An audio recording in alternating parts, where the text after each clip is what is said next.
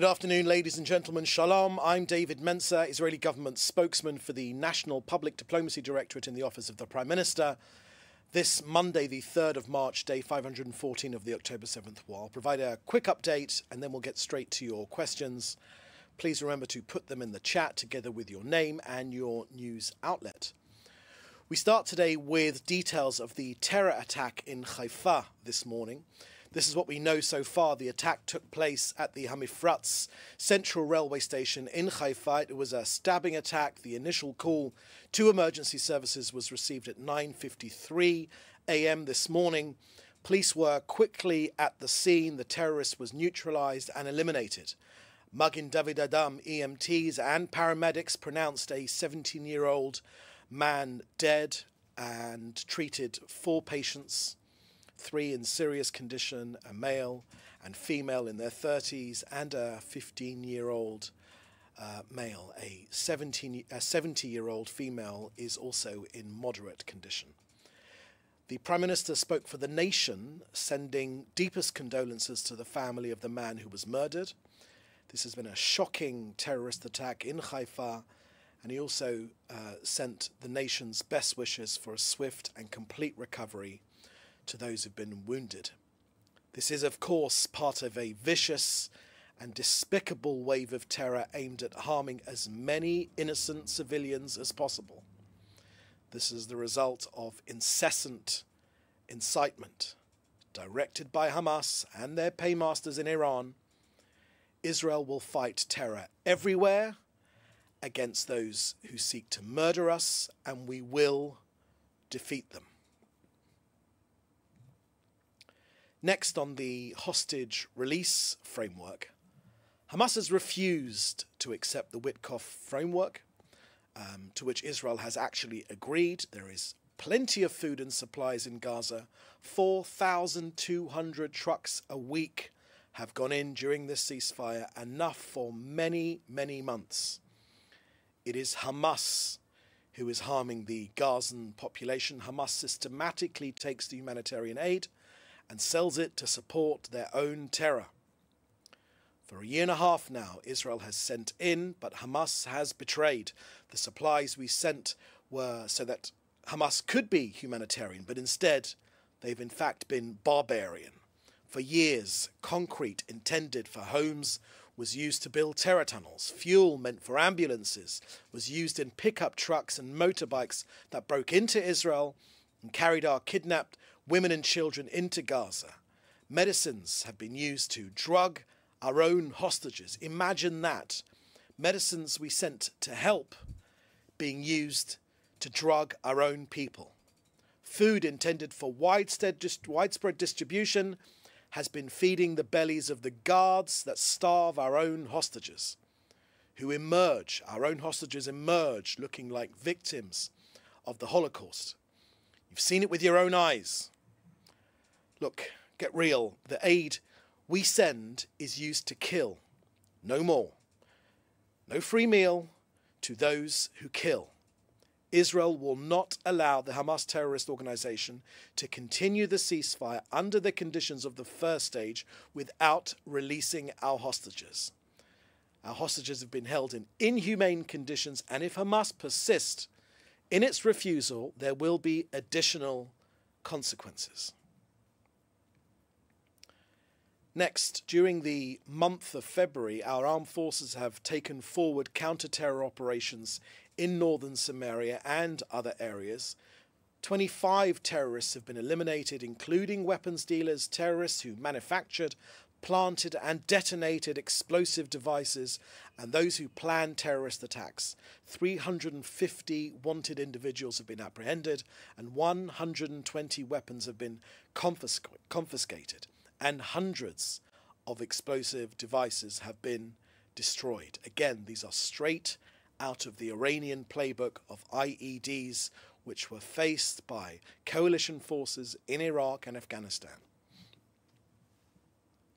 Israeli security forces will continue their counter-terrorism operations throughout Judea and Samaria to ensure the security of the residents and the citizens of this country.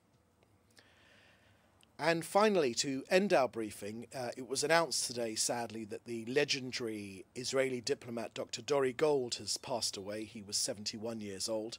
He was a prolific academic. The Prime Minister called him a brilliant Israeli diplomat and a dedicated public servant, as well as being his close personal friend. All of us remember Dori Gold walking into often hostile TV studios around the world, but always representing our country with truth, with class, with distinction, and always with an impressive turn of phrase. As Israel's ambassador to the United Nations, as Director General of the Foreign Ministry, but always with a true love for Israel. With his sharp analytical skills, he was hugely instrumental actually in the Abraham Accords with Arab countries and was frequently a go-between with our Arab neighbours. As the Prime Minister said this morning, may his memory be a blessing. So that's the end of our briefing here today. Please put your questions in the chat together with your news outlet, and we'll take some of these questions here. First question I can see here is from Jodie Cohen from Newsmax, and you're asking, there's been some criticism of Israel's decision to pause aid to Gaza to put pressure on Hamas. However, some commentators are saying that Israel's decision is a similar response to the UN pausing aid to the Houthi stronghold in Yemen after more UN staffers were detained. What's your response? Thank you for that question, Jodie. Let me answer you this way. Look, Israel is prepared to make many painful sacrifices in a pursuit of a change in the status quo. But listen to this: arming and equipping those who seek our own extermination and who use supplies we send to torture our own people is a step too far. No one has the moral right to demand we equip rapists and serial killers so that they may kill and rape some more. Who even asks such a thing? Shame on anyone who even suggests it. The sworn goal of Hamas is to kill every Jew on earth. And so what? You want Israel to pay for their petrol, to make them sandwiches as well? The world should get over themselves. You're leaning on the wrong people. Lean on Hamas. If Hamas suddenly have an interest in the humanitarian, why don't they start a little closer to home? Why don't they release our hostages? Why don't they stop teaching their kids to blow themselves up as suicide bombers? Why don't they stop calling to exterminate the Jewish people? None of that seems very humanitarian to me. And if you're interested in humanitarian issues, then why aren't global media calling on Hamas to do all of the above? Or is it that the Jews are not entitled to the same humanitarian protection and dignity that you yourselves claim as a universal right for all others? Hamas have hoarded for months and months of supplies. They have enough food to fuel an obesity epidemic. But the only people we see getting fat are Hamas themselves. Anyone who has seen the grisly hostage release ceremonies will have just seen how well fed Hamas are. No one is going hungry in Hamas. The supplies are there, but Hamas don't share. Would you ask us to give free matches to an arsonist? Well, until something changes with Hamas, we're not going to give them the equipment that allows them to set the region on fire. If the criminals of Gaza won't reach out their hand to release our people in peace, then they can stop reaching out their hand to take.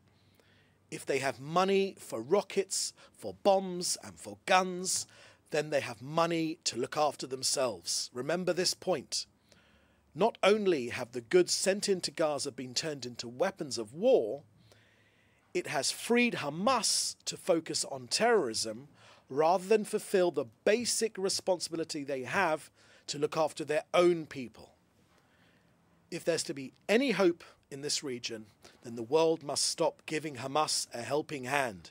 Anyone who wants to end this war will support these timely measures. So we say it again and again. We give aid and then we get betrayed. We give aid and then they throw a grenade.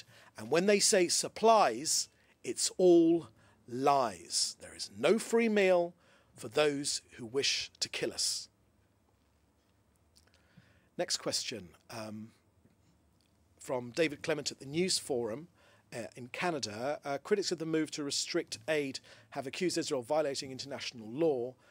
What's the Prime Minister's office response to those allegations? Thank you for that question, David. I think I've just given a fairly detailed answer to that question. There is no there is no breach of international law, including on the Geneva Convention. Hamas are using aid to fuel their own terror campaign against this country. They are already trying to fire rockets at us again. They've fallen inside Gaza this time. We will not allow them to use aid to threaten their own people and Israel as well. Next question from Mark Weiss at Khan Radio, and you're asking about electricity and water supplies to Gaza. Thank you, Mark. I've answered that question quite comprehensively. Next question from Joel Pollack at Breitbart News. Was the recent video by the Prime Minister Netanyahu thanking President Trump for his assistance an attempt to draw a contrast with Ukrainian President Volodymyr Zelensky? And thank you for that question, Joel. Let me answer you this way, Joel.